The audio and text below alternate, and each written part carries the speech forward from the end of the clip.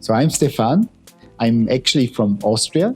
And way back many years, I founded Edelweiss Dentistry to be able to shape the future in dentistry towards biomimetic dentistry mainly. And of course, from the idea to the development and of course, finally, to the launch of products which are now available in more than 90 countries of this world, we're really part of shaping the future in dentistry. Well, first of all, I am really, really lucky and very happy to be here because the experience I had from an overwhelming welcome to the facilities, to the staff, to all the people I met, the culture, the discipline, which is among the colleagues here with the students and everybody who involves himself into a goal which is in the benefit of a patient. That's what I have experienced. Really, this is the heartbeat of this faculty and of course guided by Professor Krishna, which is a best friend or friend from the past as a student of my dear friend and colleague, Dr. Desi Mudli. That all gave me the privilege, and that's why I said I'm so happy and lucky that I met Desi, and via Desi I met Professor Krishna, and via these guys I was able to experience this world of this institute. Well, as I said, coming to the professional side, absolutely top. They aim for the best. They try to have the latest in technology.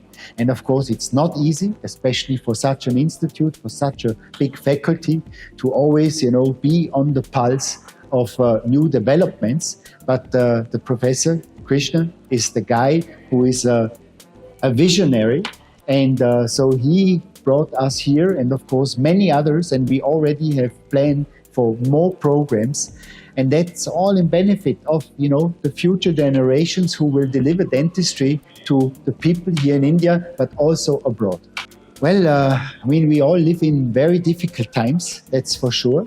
And we need to, of course, generate new dentists, let's say new professionals, which are, of course, living in that time of speed. So when we started in the profession, it was so different.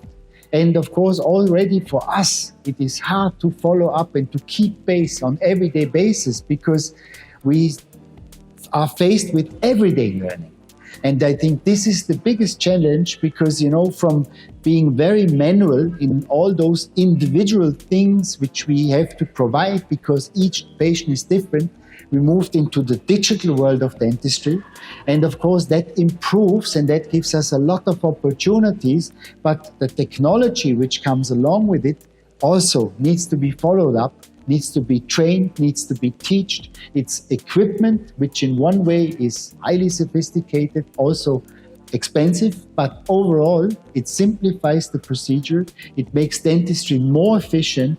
And finally, it will offer dentistry to so many more people in this world. So the dentistry today reaches out not only to the 20% of the population which can afford, they reach out for all those people out there. And that's, I think, the challenge, and this is the goal, and especially also that's what I learned from Professor Krishna. That is his aim, and this is how he changes dentistry with the university, with the student, towards the practitioners for the future. Well, infrastructure, especially the one is the building itself, and of course that you have clean environments which all fulfill the standards of hygiene. The other wing is the equipment, which is of course demanding in our day, especially with all those different disciplines in dentistry. We have peri, we have endo, we have ortho, we have, implant, we have resto, we have the whole conservative part. It's, dentistry is such a big field, so everybody gets specialized, and in each specialty you have, high-end technology, and to keep up with all those technology, you need to also have a close relationship with industry, but at the same time, as a faculty, you are neutral. You're not taking, let's say, the position of the industry because you don't market yourself via that.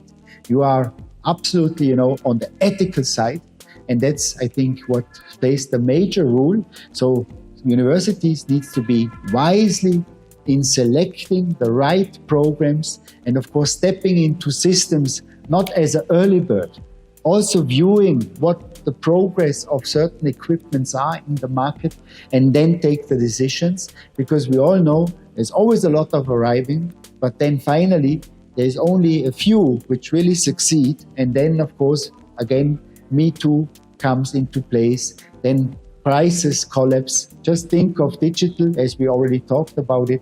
Scanners a couple of years ago, they were so expensive. Now they become more and more affordable because the technology is, spread. And so it's always, let's say, a critical momentum for the management, for a dean, for a hospital to decide when investing into what technology, and of course, via that, providing the right solutions. I think that's a big challenge in our days, but this faculty especially is, blessed to have such a leader, which also made the decision for us to come here. And of course, that's also what we follow from the industry part and what we provide to the students here.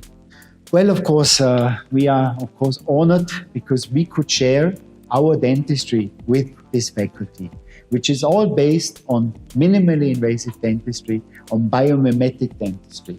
You see, we went through all those institutes, or, we have the same background. And then when you are in practice, you are facing a lot of things which you find okay, but not optimal. But then you look out into the industry and you can't find it. So this was the aim and, let's say, our motivation to develop our own systems and to come up with something which fulfills all what I have just said, being biomechanical, being minimally invasive, mimic nature in the best way, not being too hard, not being too soft, not discolor, creating restorative materials in the field of pediatric dentistry, in the field of endodontics with post and core systems, with veneers for aesthetics, but also for CAD/CAM block technology. Because as I said, we see that progress in the development of systems, and those systems, they serve certain dental materials. We have zirconia, we have composite, we have glass ceramic, and now we have bioceramic, a laser-sintered structure, which in our opinion fulfills the demand of the clinician, but mainly delivers what the patient is looking for and also creates it affordable. And I think that's an honor to us to be accepted from your faculty and to be able to share that among your students, among the people who are training those dentists for the future, to make sure patients are treated in the best way. And that's, I think, the teamwork which is crucial to change and shape the future of dentistry. See you again, Nitte University. I'll be back.